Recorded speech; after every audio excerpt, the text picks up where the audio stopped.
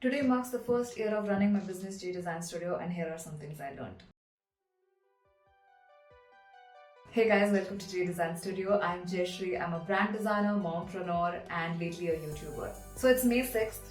It is the first year anniversary of my business, and I marked May 6th as the first year because May 6th of 2022 is when I got my first payment from my first client. So I thought that was the day my business was actually established, because it was not a business, it was a hobby, it was a passion, everything it was before that, but it actually became a business on the day I got my first payment. So that was a story on how it got started, but I wanted to share with you guys what are the biggest lessons that I have learned in this 1 year of running my business. And I wanted to share this experience with you guys because I think there is probably another mompreneur out there, there's another YouTuber out there who could use these insights, because when I started out, I would have loved to know these insights. And basically, I think this is just me journaling for myself to remember these points in future and come back to them.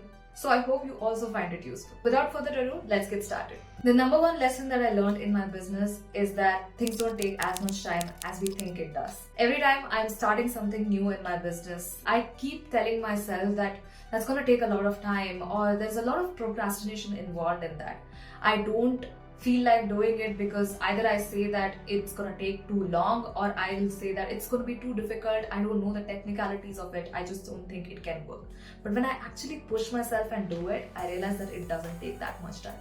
For example, I recently started working on a freebie that I was creating for my potential clients.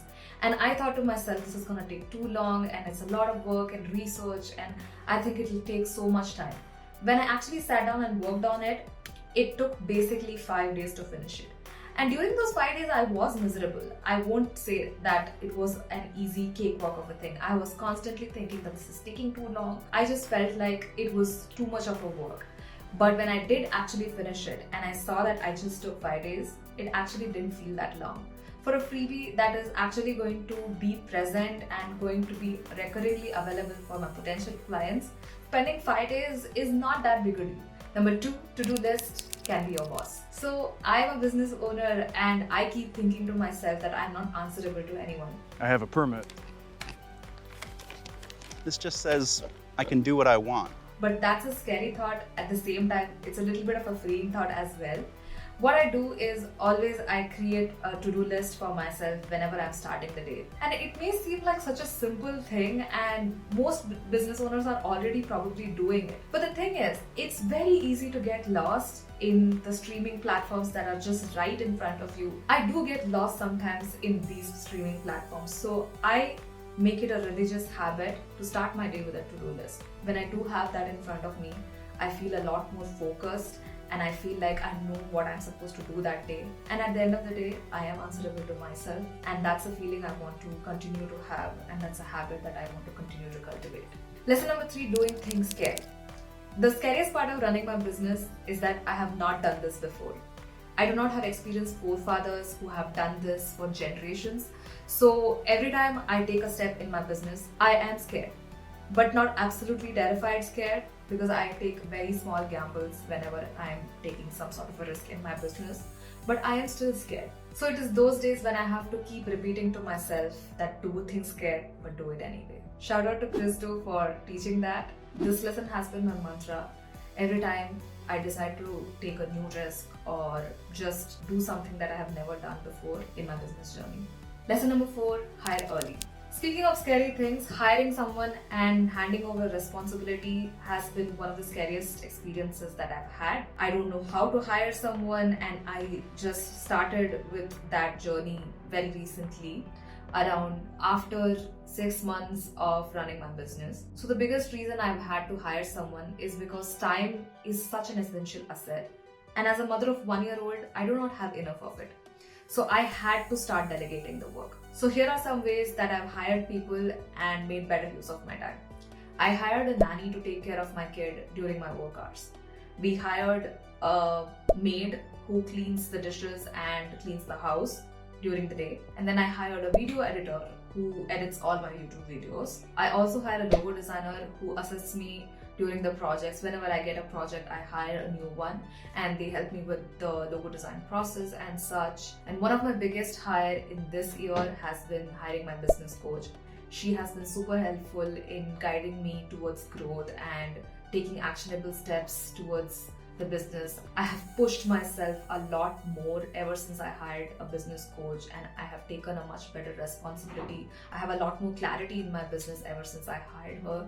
So if you're a business owner, if you're a designer who is running their solopreneur business, who's running their design business for some time now and still have days when you have zero clarity on what you're supposed to do, I really recommend having a business coach. Lesson number 5 is remembering my why.